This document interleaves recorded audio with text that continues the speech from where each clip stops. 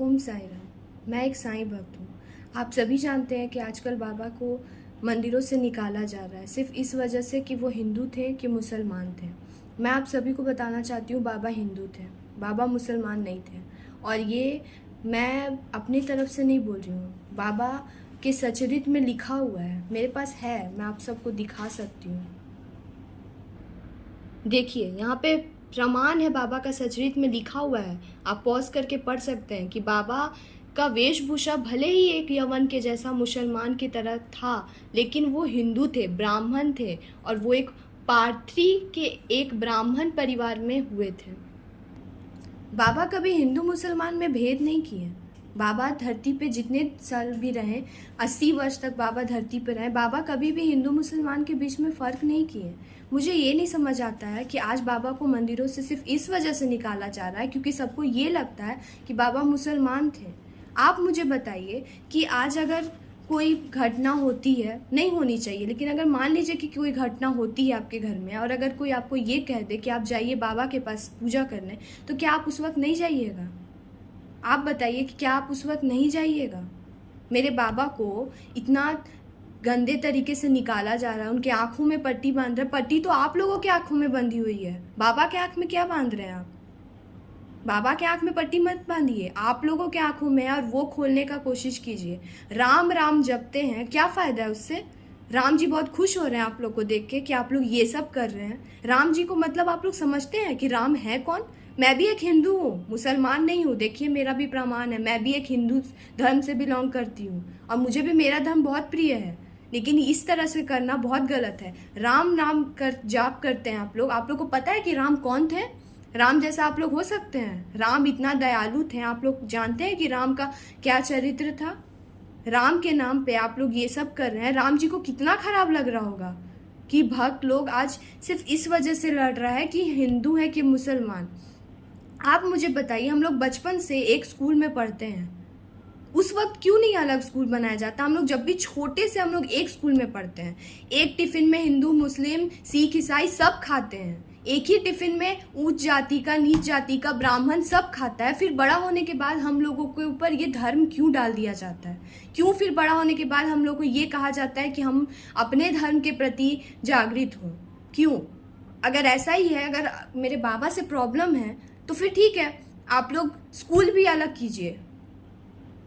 कीजिए, हिंदू का स्कूल अलग रखिए, मुस्लिम का स्कूल अलग रखिए, ऊंच जात का अलग रखिए, नीचा जात का अलग रखिए। एक स्कूल में नहीं पढ़ना चाहिए। अगर यही बात है तो अलग अलग कीजिए ना, क्यों एक स्कूल में पढ़ा रहे हैं आप? मत पढ़ाइए।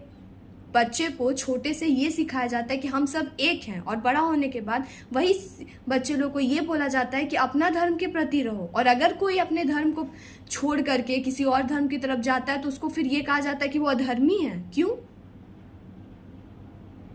क्यों कहते हैं हम लोग ऐसा? बाबा ना किसी मंदिर का मोहताज नहीं है। आप सभी को बता दूं कि बाबा कोई मंदिर का मोहताज नहीं है। आप लोगों के घर में, आप लोगों के मंदिरों में शायद जगह नहीं होगा। अगर आप लोग के मंदिरों में जगह नहीं है ना मेरे बाबा के लिए, तो जो 13 मंदिर से निकाले हैं मेरे साईं को, मेरे घर पे लाके दे दीजिए। मेरा घर भले छोटा है लेकिन उनके लिए है जगह, और आप मंदिर से ही निकाल सकते हैं, मेरे दिल से नहीं। अगर है हिम्मत तो वहां से भी निकाल के दिखाइए मेरे दिल से।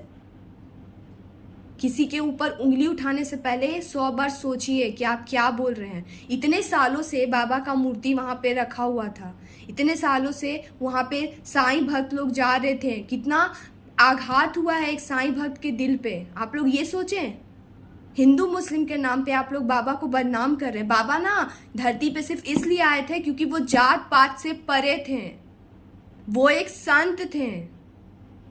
ये चीज समझ लीजिए आप लोग। बाबा क्या थे नहीं थे ये अगर आप लोग को नहीं पता है तो उन पे उंगली मत उठाइए, उनका सचरित्र को पढ़िए और जानिए कि बाबा क्या थे।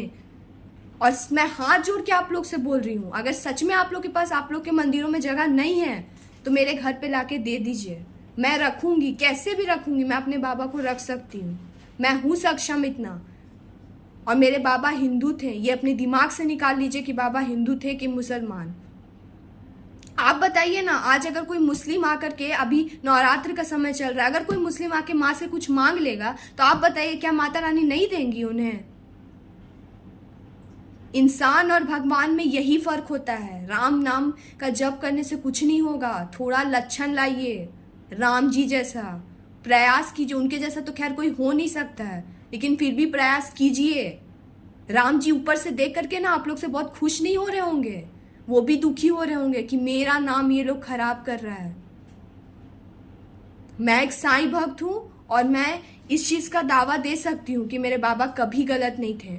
जब हैजा का बीमारी हुआ तो बाबा अपने ऊपर लिए, तब बाबा क्या ये बोले थे कि हिंदू नहीं आ सकता है या मुसलमान नहीं आ सकता है? अपना ठीक है वो मस्जिद में रहते थे, लेकिन मस्जिद का नाम क्या रखें? द्वारिका माई क्यों रखें? अगर उन्हें मुसलमान ही थे, अगर वो अपना कान छिदा हुआ था उनका, देखे हैं बाबा को जाने हैं कभी जो बाबा पे उंगली उठा रहे हैं?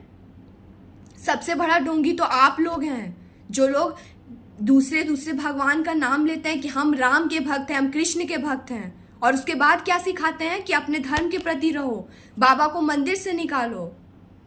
उससे तो अच्छे हैं ना मेरे बाबा, कभी भी किसी को निकालने का बात तो नहीं किए। और समझिए, थोड़ा बुद्धि को खोलिए, राम का नाम प्लीज खराब मत कीजिए। राम जी बहुत अच्छे हैं और राम जी जैसा बनने का प्रयास कीजिए।